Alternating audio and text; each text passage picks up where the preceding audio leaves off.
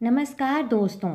हिंदू धर्म में सभी त्योहारों का विशेष महत्व है। ऐसा ही एक त्योहार है अहोई अष्टमी व्रत। हर वर्ष कार्तिक मास के कृष्ण पक्ष की अष्टमी तिथि को अहोई अष्टमी का त्योहार मनाया जाता है। अहोई अष्टमी का व्रत माताएं अपनी संतान की लंबी आयु और सुख समृद्धि के लिए करती हैं। यह व्रत करवा चौथ के 4 दिन बाद रखा जाता है। इस दिन महिलाएं पूरे दिन निर्जला उपवास रखती हैं और अपनी संतान की लंबी आयु के लिए मंगल कामना करती हैं और शाम को सूर्यास्त के बाद जब तारे निकल जाते हैं तब अपने व्रत को खोलती हैं। आइए अब अहोई माता की कथा को सुनते हैं। बोलिए अहोई माता की जय। तो अब अहोई माता का ध्यान करते हैं और कथा को पूरे श्रद्धा भाव से सुनते हैं। जिसकी भी मनोकामना है वो अपने मन में रखकर इस कथा को सुनेंगे। एक साहूकार था जिसके 7 बेटे थे, 7 बहुएं तथा एक बेटी थी। दिवाली से पहले कार्तिक बदी अष्टमी को सातों बहुएं अपनी इकलौती ननद के साथ जंगल में खदान में मिट्टी खोद रही थी। वहीं स्याऊ की मांद थी। मिट्टी खोदते समय ननद के हाथ से सेई का बच्चा मर गया। स्याऊ माता बोली कि अब मैं तेरी कोख बांधूंगी। तब ननद अपनी सातों भाभियों से बोली कि तुम में से मेरे बदले कोई अपनी कोख बांध लो। तब सब भाभियों ने अपनी कोख बंधवाने से इनकार कर दिया, परंतु छोटी भाभी सोचने लगी कि यदि मैं कोख नहीं बंधाऊंगी तो सासू जी नाराज होंगी। ऐसा विचार कर ननद के बदले में छोटी भाभी ने अपनी कोख बंधवा ली। इसके बाद जब उसके जो लड़का होता वो 7 दिन बाद मर जाता। एक दिन उसने पंडित को बुलाकर पूछा कि मेरी संतानें 7वें दिन क्यों मर जाती हैं। तब पंडित ने कहा कि तुम सुरही गाय की पूजा किया करो। सुरही गाय स्याऊ माता की भाईली है, वह तेरी कोख छोड़े तब तेरा बच्चा जिएगा। इसके बाद से वह बहू प्रातःकाल उठकर चुपचाप सुरही गाय के नीचे सफाई आदि कर जाती। गौ माता बोली कि आजकल कौन मेरी सेवा कर रहा है, सो आज देखूंगी।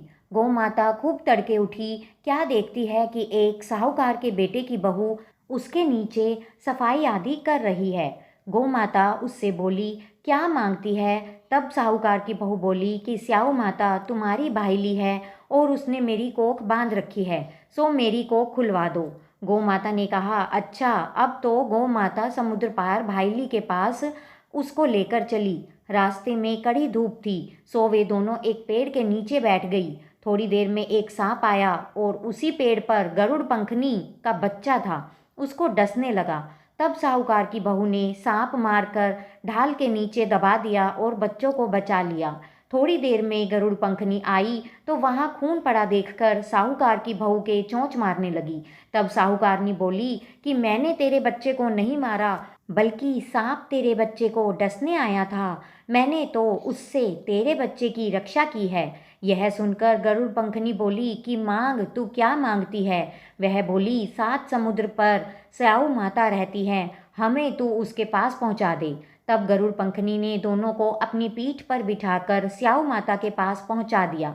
स्याऊ माता उन्हें देखकर बोली कि आ बहन, बहुत दिनों में आई। फिर कहने लगी कि बहन मेरे सिर में जूं पड़ गई है। तब सुरही के कहने पर साहूकार की बहू ने सिलाई से उसकी जुएं निकाल दी। इस पर स्याऊ माता प्रसन्न हो बोली कि तूने मेरे सिर में बहुत सिलाई घेरी हैं, इसलिए तेरे 7 बेटे और बहू होंगी। वह बोली मेरे तो एक भी बेटा नहीं है, 7 बेटे कहाँ से होंगे। स्याऊ माता बोली वचन दिया, वचन से फिरूं तो धोबी के कुंड पर कंकरी हूँ। तब साहूकार की बहू बोली मेरी कोख तो तुम्हारे पास बंद पड़ी है। यह सुन स्याऊ माता बोली कि तूने मुझे बहुत ठग लिया। मैं तेरी कोख खोलती तो नहीं, परंतु अब खोलनी पड़ेगी। जा, तेरे घर तुझे 7 बेटे और 7 बहुएं मिलेंगी।